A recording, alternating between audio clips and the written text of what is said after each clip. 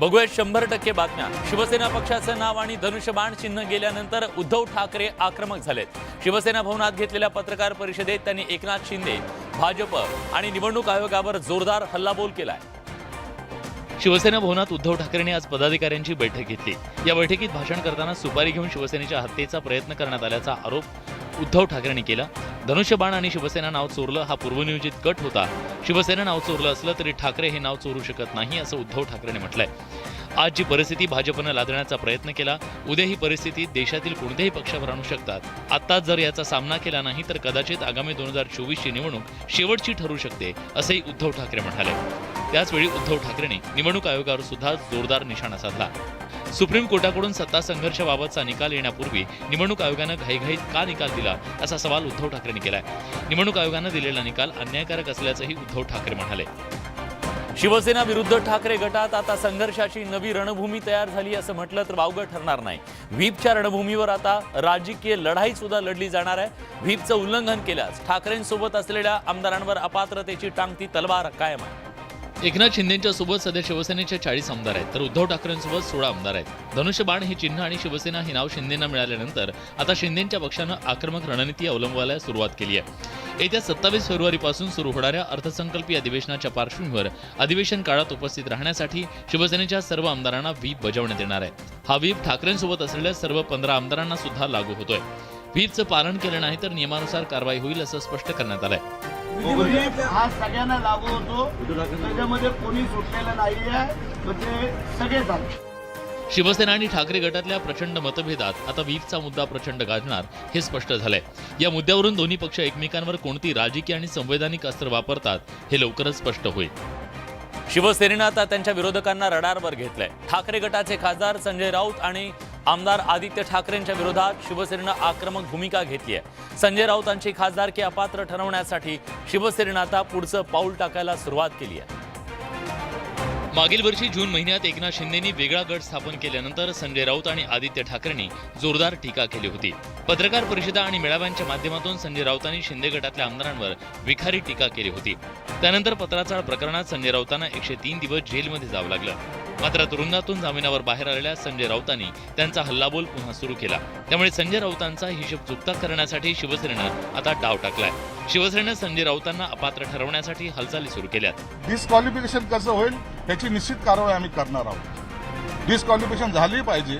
शिवसेना आणि ठाकरे गटात वेगवेगळ्या मुद्द्यावरून राजकीय लढाई सुरू आहे। संजय राऊत आणि आदित्य ठाकरेंना अपात्र ठरवण्याचं पाऊल उचललं गेल्यास या मुद्द्यावरून दोन्ही पक्ष पुन्हा आमने-सामने येण्याची शक्यता आहे। शिवसेना कुणाची यावर तोडगा काढताना केंद्रीय निवडणूक आयोगानं शिवसेना पक्ष धनुष्यबाण याबद्दलचा निर्णय दिला। एकनाथ शिंदेंना ते सोपवलं। आयोगाच्या निर्णयानंतर शिंदे गट अधिक आक्रमक झालाय। शिंदेंच्या शिवसेनेनं उद्धव ठाकरेंना आणखी एक धक्का दिला। शिंदेंच्या शिवसेनेचे प्रतोद भरत गोगावले यांच्यासह काही आमदारांनी विधिमंडळात प्रवेश केला। शिंदेंच्या शिवसेनेनं या ठिकाणी असलेलं शिवसेनेचं कार्यालय आपल्या ताब्यात घेतलं। अर्थसंकल्पीय अधिवेशनाच्या पार्श्वभूमीवर शिवसेना चिन्हावर निवडून आलेल्या आमदारांची विधिमंडळात बैठक बोलावण्यात आली। या बैठकीच्या निमित्ताने शिवसेनेचं विधिमंडळ कार्यालय ताब्यात घेण्याआधी आमदारांनी विधानसभा अध्यक्ष राहुल नार्वेकर यांना रीतसर पत्र लिहिलं। विधानसभा अध्यक्षांच्या परवानगीनंतर शिवसेना कार्यालयात प्रवेश केला। याआधी ठाकरे गटाचा या कार्यालयावर ताबा होता। इथं असलेले फलक आणि बॅनर हटवण्यात आले। त्यानंतर भरत गोगावले यांनी आमदारांसह कार्यालयावर ताबा घेतला। त्यामुळे उद्धव ठाकरे यांच्या हातून शिवसेनेचं विधान भवनातलं कार्यालय सुद्धा गेलंय। विधिमंडळ कार्यालयापाठोपाठ मंत्रालयासमोरील शिवालय कार्यालय सुद्धा शिंदे गट आपल्या ताब्यात घेणार असल्याची माहिती आहे। त्यामुळे शिवसेना शाखा आणि कार्यालय ताब्यात घेण्यावरून ठाकरे गट आणि शिंदे गट आमने-सामने येण्याची शक्यता आहे। असं असलं तरी शिवसेना भवनावर दावा करणार नसल्याचं शिंदेंच्या शिवसेनेनं स्पष्ट केलंय। 3 दशकांपासून शिवसेनेची ओळख, शिवसेनेची अस्मिता असलेला धनुष्यबाण ठाकरेंकडून हिरावलं गेलंय। चिन्हच नाही तर शिवसेना हा पक्ष सुद्धा शिंदेंना मिळाला। मात्र आयोगाच्या या निकालानंतर ठाकरेंचा संघर्ष अजून संपलेला नाहीये। शिवसेना पक्ष आणि धनुष्यबाणासंदर्भात केंद्रीय निवडणूक आयोगानं दिलेल्या निर्णयाला ठाकरे गटानं सर्वोच्च न्यायालयात आव्हान दिलं। सर्वोच्च न्यायालयाने या संदर्भात तातडीनं सुनावणी घ्यावी अशी मागणी करणारी याचिका ठाकरे गटानं सर्वोच्च न्यायालयात दाखल केली। मात्र सर्वोच्च न्यायालयानं आज याचिका दाखल करून घ्यायला नकार दिला। त्यावर उद्या मेन्शनिंग लिस्टमध्ये येण्यास न्यायालयानं ठाकरे गटाला सांगितलं। त्याला आम्ही आव्हान दिलेलंच आहे सर्वोच्च न्यायालयात। आमची विनंती की उद्या त्याची सुनावणी व्हावी, आम्ही अशी प्रार्थना सर्वोच्च न्यायालयाला केलेली आहे। एकीकडे धनुष्यबाण आणि शिवसेना पक्षासाठी ठाकरे गटाला उद्या पुन्हा एकदा सर्वोच्च न्यायालयात धाव घ्यावी लागणार आहे, तर दुसरीकडे सत्ता संघर्षाबाबत उद्यापासून सलग 3 दिवस सर्वोच्च न्यायालयात सुनावणी होणार आहे. त्यामुळे सुनावणीकडे सगळ्यांच्या नजरा लागल्यात. केंद्रीय निवडणूक आयोगानं शिंदे गटाला अधिकृत शिवसेना म्हणून मान्यता देत त्यांना धनुष्यबाण हे पक्षचिन्ह बहाल केलं. उद्धव ठाकरेंसाठी सध्याचा काळ संघर्षाचा आहे. या अडचणीच्या काळामध्ये उद्धव ठाकरेंच्या मदतीसाठी काही नेते धावून आले. केंद्रीय निवडणूक आयोगाच्या निकालानंतर पहिल्यांदाच राष्ट्रवादी काँग्रेसचे अध्यक्ष शरद पवार यांनी उद्धव ठाकरेंना फोन केला. यावेळी आयोगानं दिलेला निकाल आणि कायदेशीर बाबींवर दोघांमध्ये चर्चा झाली. महाविकास आघाडी खंबीरपणे पाठीशी उभी असल्याचं सांगत उद्धव ठाकरेंना आश्वस्त करण्याचा प्रयत्न केला. याशिवाय बिहारचे मुख्यमंत्री नितीश कुमार आणि पश्चिम बंगालच्या मुख्यमंत्री ममता बॅनर्जी यांनीही फोनवरून संवाद साधल्याचं उद्धव ठाकरेंनी म्हटलंय. मात्र या सगळ्या चर्चेतला फोन ठरला तो पंकजा मुंडेंचा. पंकजा मुंडे यांनी उद्धव ठाकरेंशी फोनवरून चर्चा केली. ठाकरे शिंदेसाठी आत्ताचा काळ कसोटीचा असल्याचं पंकजा मुंडेंनी म्हटलंय. तसंच बहीण म्हणून त्यांच्याशी काय चर्चा केली हे कशाला सांगू असं म्हणत पंकजा यांनी सस्पेन्स वाढवलाय. जे बहीण म्हणून बोलायचं ते तुमच्या समोर कशाला बोलू? काही सल्ला वगैरे दिलाय का त्यांना? सल्ला द्यावा त्यांना एवढी मी. उद्धव ठाकरे यांच्या हातून शिवसेना पक्ष गेल्यानं राजकीय समीकरणं बदलली आहेत. या पार्श्वभूमीवर संकट काळात उद्धव ठाकरेंना कुणाकुणाची साथ मिळते हे पाहणं औत्सुक्याचं ठरणार आहे. उद्धव ठाकरे मुख्यमंत्री पदासाठी लायक नसताना त्यानं जबरदस्तीनं मुख्यमंत्री पदावर बसवल्याचा आरोप माजी राज्यपाल भगतसिंग कोश्यारी यांनी केलाय. नेटवर्क 18च्या वरिष्ठ संपादिका प्रीती सोनपुरा यांना दिलेल्या एक्सक्लुझिव्ह मुलाखतीत त्यांनी उद्धव ठाकरेंच्या कार्यपद्धतीवर जबरदस्त निशाणा साधला. उद्धव ठाकरेंना काँग्रेस राष्ट्रवादीच्या नेत्यांनी बळीचा बकरा बनवल्याचा टोला त्यांनी लगावलाय. मुख्यमंत्री पदासाठी उद्धव ठाकरे कधीच योग्य नव्हते, त्यांनी पक्ष सांभाळायला हवा होता असं मत त्यांनी व्यक्त केलं.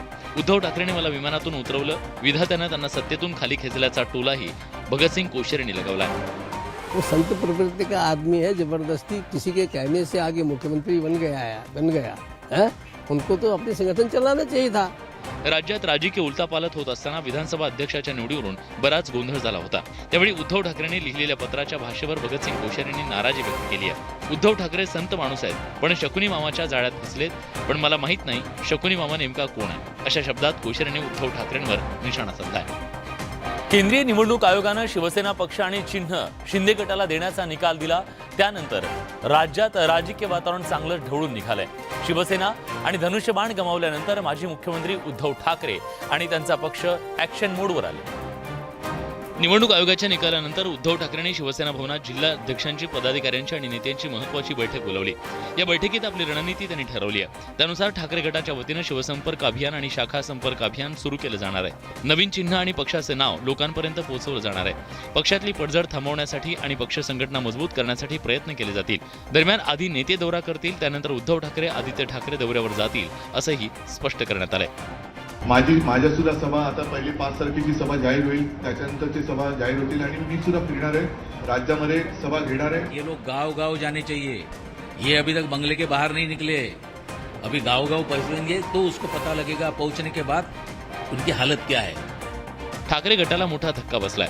त्यामुळे आहे ते सावरण्यासाठी आता उद्धव ठाकरे आणि त्यांचा गट कामाला लागलाय. त्याला किती यश मिळतं हे पुढच्या काळात पाहावं लागेल. माजी मुख्यमंत्री काँग्रेसचे ज्येष्ठ नेते अशोक चव्हाण यांनी सनसनाटी आरोप केलेत. आपल्यावरती पाळत ठेवली जात असून घातपाताचा प्रयत्न केला जात असल्याचा आरोप सुद्धा अशोक चव्हाण यांनी केलाय. या प्रकरणी ते लवकरच मुख्यमंत्री एकनाथ शिंदेंची भेट सुद्धा घेणार आहेत. काँग्रेसचे नेते अशोक चव्हाण यांनी नांदेडच्या पोलीस अधीक्षकांची भेट घेऊन तक्रार दिली आहे. नांदेडच्या शिवाजीनगर पोलीस ठाण्यात अशोक चव्हाण यांनी पोलिसात तक्रार देऊन गंभीर आरोप केलेत. सार्वजनिक बांधकाम मंत्री असतानाच्या काळातील काही शासकीय पत्र मिळवून अज्ञात व्यक्तींनी त्यावरचा मजकूर मिटवला आणि सही तशीच ठेवून कोरो लेटरहेड तयार केला असा आरोप चव्हाणांनी तक्रारीत केलाय. काही दिवसांपूर्वी चव्हाण यांना असं लेटरपॅड सापडल्यानं त्यांनी त्याआधीच पोलिसात तक्रार दिली होती. तेव्हापासून या प्रकरणाचा तपास सुरू होता. अशाच बनावट कोऱ्या लेटरहेडवर मराठा आरक्षणासंदर्भात तत्कालीन मुख्यमंत्री उद्धव ठाकरे यांनी लिहिलेलं एक बनावट पत्र मिळाल्यानं चव्हाण यांनी नांदेडच्या पोलीस अधीक्षकांची भेट घेऊन तक्रार दिल्याचं म्हटलंय. माझ्या लेटरपॅडचा दुरुपयोग करून माझी सही पण मधला मजकूर काढून टाकून दुसरा मजकूर त्या ठिकाणी हा लिहिला गेलेला आहे. निवडणुका असल्यानं राजकीय प्रतिमा हनन करणं आणि जनतेत गैरसमज पसरवण्यासाठी असे प्रकार करण्यात येत असल्याचा आरोप चव्हाणांनी केलाय. त्यामुळे चव्हाणांवर कोण पाळत ठेवतंय आणि त्यांच्या विरोधात कोण कट रचतंय असे प्रश्न उपस्थित होत आहेत. राज्यात 12वीच्या परीक्षांना उद्यापासून सुरुवात होतीये. मात्र या परीक्षांवर शिक्षकेतर कर्मचाऱ्यांच्या संपाचं सावट आहे. या परीक्षांवर बहिष्कार टाकण्याचा इशारा शिक्षकेतर कर्मचाऱ्यांनी दिलाय. महाविद्यालयीन जीवनातील महत्त्वाचा टप्पा असलेल्या 12वीची परीक्षा उद्यापासून सुरू होतीये. मात्र याचवेळी महाविद्यालयातील शिक्षकेतर कर्मचाऱ्यांनी मात्र आपलं आंदोलन आणखी तीव्र करण्याचा इशारा दिलाय. राज्य सरकारकडे प्रलंबित असलेल्या 6 मागण्यांसाठी शिक्षकेतर कर्मचाऱ्यांनी संप पुकारलाय. 2005 नंतर नियुक्त शिक्षकांना जुनी पेन्शन योजना लागू करावी, वेतनवाढीसह अन्य विविध प्रलंबित मागण्यांसाठी लवकरात लवकर निर्णय घ्यावा, यासाठी शिक्षक आक्रमक झाले. राज्यातील विविध महाविद्यालयात या शिक्षकांनी आंदोलन केलं. 12वीच्या परीक्षांवर बहिष्कार टाकण्याचा इशाराही त्यांनी दिला. 12वी परीक्षेवर सहित आमचा बहिष्कार आहे. सरकार आणि शिक्षकांच्या या वादात 12वीचे लाखो विद्यार्थी भरडले जाऊ नयेत अशी अपेक्षा आहे. त्यामुळे यावर तात्काळ तोडगा काढण्याची मागणी पालक आणि विद्यार्थ्यांकडून केली जाते. कांद्याच्या दरात घसरण सुरूच असल्यानं कांदा उत्पादक शेतकऱ्यांना याचा मोठा फटका बसलाय. या विरोधात शेतकऱ्यांसह स्वाभिमानी शेतकरी संघटना सुद्धा आता रस्त्यावर उतरली आहे. नाशिकमधल्या बाजारपेठेत कांद्याला प्रति किलो कमीत कमी 3 आणि सरासरी 5 ते 6 रुपये दर मिळाला. यातून वाहतुकीवर केलेला खर्च सुद्धा निघत नसल्यानं कांदा उत्पादक शेतकरी हवालदिल झालाय. नाशिकच्या येवला बाजार समितीत कांदा उत्पादक शेतकऱ्यांनी स्वाभिमानी शेतकरी संघटनेच्या नेतृत्वाखाली आंदोलन करत कांदा लिलाव बंद पाडला. त्याचप्रमाणे शेतकऱ्यांनी ठिय्या आंदोलन सुद्धा केलं. कांद्याला प्रति क्विंटल 3000 रुपये भाव देण्याची मागणी शेतकऱ्यांकडून केली जाते. अखंड महाराष्ट्राचं कुलदैवत मल्हारी मार्तंड खंडोबाची सोमवती अमावस्या यात्रा जेजुरी गडावरती मोठ्या उत्साहात पार पडली. ही यात्रा म्हणजे एकोप्याचं प्रतीक. 18 पगड जाती आणि सर्वधर्मीय भाविकांना सामावून घेणाऱ्या या यात्रेला भाविकांनी मोठ्या संख्येनं उपस्थिती लावली. जेजुरी गडावर आज भक्तांचा जनसागर उसळला. सोमवती अमावस्येच्या निमित्तानं मल्हारी भक्तांनी महाशिवरात्रीपासून गर्दी करायला सुरुवात केली होती. पण फार वर्षांनी शिवरात्री पाठोपाठ सोमवती अमावस्या असा योग आल्यानं गर्दी होणार हे गृहीत होतं. शिडा वाजला आणि मल्हारी खंडोबा म्हाळसा उत्सव मूर्तीच्या पालखीनं मंदिरातून प्रस्थान ठेवलं. यावेळी चहूबाजूनं भंडारा खोबऱ्याची उधळण करत असताना येळकोट येळकोट जय मल्हारचा जयघोष करण्यात आला. सबंध जेजुरी गड भंडाऱ्यानं नाहून निघाला. पिवळ्या धम्मक भंडाऱ्यानं नाहून निघालेला गड सोन्याचा वाटू लागला. 18 पगड जातींना समाविष्ट करून घेणाऱ्या या यात्रेत प्रत्येकाला देवाच्या सेवेचा मान देण्यात आला. आम्हाला एक महाराष्ट्राचं कुलदैवत असणाऱ्या खंडोबाला देव झोपवण्यासाठी जी पत्री लागते त्याचा मान आहे. कऱ्हा नदीच्या पात्रात अखेर या पालखीतील देव स्नानासाठी विसावले तेव्हा एकच जल्लोष करण्यात आला. हा जल्लोष होता भंडाऱ्यातून निर्माण झालेल्या ऊर्जेचा आणि भक्तांच्या देवाप्रती असलेल्या श्रद्धेचा. अहमदनगर जिल्ह्यात एका महाराजांच्या पारायणाची सध्या जोरदार चर्चा आहे. ही चर्चा सुरू आहे ती त्यांनी पारायणासाठी निवडलेल्या जागेवरून. नेमकं कुठे आणि कसं पारायण सुरू आहे? अहमदनगर जिल्ह्यातल्या देसवंडी गावातले हे संजय महाराज शिरसाट. त्यांनी पारायण सुरू केलं ते देखील वडाच्या झाडावर. चक्क 100 फूट उंचीच्या वटवृक्षाच्या फांदीवर बसून त्यांनी नवनाथ ग्रंथाचं पारायण सुरू केलं. दिवस रात्र हे महाराज ऊन वारा थंडीची पर्वा न करता वटवृक्षावर पारायण करतायत. त्यांचं हे पारायण ऐकण्यासाठी आणि त्यांना पाहण्यासाठी पंचक्रोशीतल्या नागरिकांनी गर्दी केली आहे. हे महाराजांनी जाणलं आणि वृक्षाची किंमत काय आहे, वृक्ष किती अनमोल आहे हे जगाला दाखवून देण्यासाठी महाराज त्याच वटवृक्षावर 10 दिवस बसून. महाशिवरात्रीपासून या महाराजांनी 10 दिवसांचं हे पारायण सुरू केलंय. 28 फेब्रुवारीला सोमेश्वर देवस्थान इथं या पारायणाची सांगता होणार आहे. या महाराजांच्या अनोख्या पारायणाची सध्या जिल्हाभरात चर्चा सुरू आहे. राज्यात फेब्रुवारीच्या मध्यापासूनच उन्हाच्या झळा सहन करण्याची वेळ आपल्या सगळ्यांवर आली आहे. दिवसा उन्हाच्या झळा तर रात्री थंडी अशी अवस्था राज्यातल्या काही जिल्ह्यांची आहे. त्यात मुंबई, कोकणातलं हवामान या सगळ्याबद्दल हवामान विभागानं अलर्ट जारी केला. पुढील 2 दिवसात कोकण किनारपट्टीवर उष्णतेची लाट येण्याची शक्यता आहे. 2 दिवसात तापमान 37 ते 39 अंशापर्यंत जाण्याचा अंदाज हवामान खात्यानं वर्तवलाय. कोकणात उष्णतेच्या लाटेचा अधिक प्रभाव असेल, मात्र राज्यातल्या इतर जिल्ह्यांना मात्र उष्णतेच्या लाटेचा फटका बसणार नाही असं प्रादेशिक हवामान विभागानं म्हटलंय. मुंबईकरांना 2 दिवसापासून उन्हाचे झटके सहन करावे लागतात. मुंबईत गेल्या 24 तासात कमाल तापमान 36 अंशांवर गेलंय. मुंबईत पुढील 5 दिवस आकाश निरभ्र असल्यानं सूर्याची किरणं अधिक त्रासदायक ठरू शकतात असा इशारा हवामान विभागानं दिलाय. कोकण आणि मुंबईत उष्णतेची लाट येणार असल्यानं नागरिकांनी काळजी घेण्याचं आवाहन तज्ज्ञांनी केलंय. तर जास्तीत जास्त पाणी पिण्याचा सल्ला सुद्धा दिला गेलाय. अभिनेता नवाजुद्दीन सिद्दीकी अडचणीत सापडण्याची शक्यता आहे. नवाजुद्दीन सिद्दीकीवर मोलकरणीचे पैसे थकवल्याचा आरोप करण्यात आलेला आहे. त्या संदर्भातला मोलकरणीचा व्हिडिओ सोशल मीडियावर व्हायरल झाला. रुपेरी पडद्यावर खलनायक साकारणारा बॉलिवूड अभिनेता नवाजुद्दीन सिद्दीकी पुन्हा एकदा वादाच्या भोवऱ्यात सापडलाय. त्याला कारणीभूत ठरला सोशल मीडियावर व्हायरल झालेला एका तरुणीचा हा व्हिडिओ. नवाजुद्दीन सिद्दीकीनं आपल्याला पगार दिला नसल्याचा आरोप या तरुणीने केलाय. तसंच नवाजुद्दीननं दुबईत आपल्याला वाऱ्यावर सोडलं असून तिने भारत सरकारकडे मदतीची याचना व्हिडिओच्या माध्यमातून केली आहे. दुबईत नवाजुद्दीन सिद्दीकीच्या मुलांना सांभाळण्याचं काम ही तरुणी करत होती. तो मेरे पास खाने को कुछ भी नहीं है और एक भी पैसा नहीं है मेरे पास. या तरुणीला ईस्ट कंपनीची सेल्स मॅनेजर म्हणून दुबईत पाठवण्यात आलं होतं. वकील रिजवान सिद्दीकीने या तरुणीचा व्हिडिओ ट्विटरवर शेअर केलाय. अभिनेता नवाजुद्दीन सिद्दीकी कौटुंबिक वादात अडकलाय. यापूर्वी नवाजुद्दीनची पत्नी आलिया सिद्दीकीनं त्याच्या कुटुंबावर गंभीर आरोप केले होते. तो वाद शमतो न शमतो तोच मोलकर्णीनं त्याच्यावर गंभीर आरोप केलेत. त्यामुळे नवाजुद्दीन सिद्दीकी अडचणीत सापडण्याची शक्यता निर्माण झाली आहे. भारतीय क्रिकेट संघाचा स्टार विराट कोहली आपल्या फलंदाजीनं क्रिकेट चाहत्यांच्या गळ्यातला ताईत बनलाय. रनमधील कोहलीचं देशातच नव्हे तर जगभरात असंख्य चाहते निर्माण केले. जागतिक क्रिकेटवर अधिराज्य गाजवणाऱ्या विराट कोहलीची क्रेज न्यारी आहे. यात महिला चाहत्यांचा आवर्जून उल्लेख करावा लागेल. कोहलीला प्रत्यक्ष भेटू न शकणाऱ्या महिला फॅन्सकडे त्याचे अनेक फोटो असतात. मात्र नुकताच एक व्हिडिओ समोर आलाय. हा व्हिडिओ कोहलीच्या एका जबरा लेडी फॅनचा आहे. विराटच्या आकंठ प्रेमात बुडालेली ही लेडी फॅन चक्क त्याच्या मेणाच्या पुतळ्याला किस घेतेय. ती किस घेत असताना कुणीतरी हा व्हिडिओ शूट केला. व्हिडिओ नेमका कुठला आहे हे अद्याप समोर आले नाहीये. मात्र काही जण हा व्हिडिओ दिल्लीच्या मादाम तुसामधला असल्याचं बोलत आहेत. हाच व्हिडिओ सोशल मीडियावर प्रचंड व्हायरल होतोय. या व्हिडिओवर अनेक भन्नाट प्रतिक्रिया येत आहेत. पुतळे देखील आता सुरक्षित राहिले नाहीत असं एका युजरनं म्हटलंय. तर हे पाहण्याआधी माझा मृत्यू का झाला नाही अशी प्रतिक्रिया एका महिलेने दिली आहे. तर या होत्या राज्यातल्या, देशातल्या आणि जगभरातल्या महत्त्वाच्या बातम्या. 100% बातम्या. आमचं हे ब्रेकलेस आणि ब्रेथलेस बुलेटिन तुम्हाला कसं वाटतंय आम्हाला नक्की कळवा. बुलेटिनमध्ये आपण इथेच थांबतोय. ताज्या घडामोडींसाठी बघत राहा न्यूज 18 लोकमत.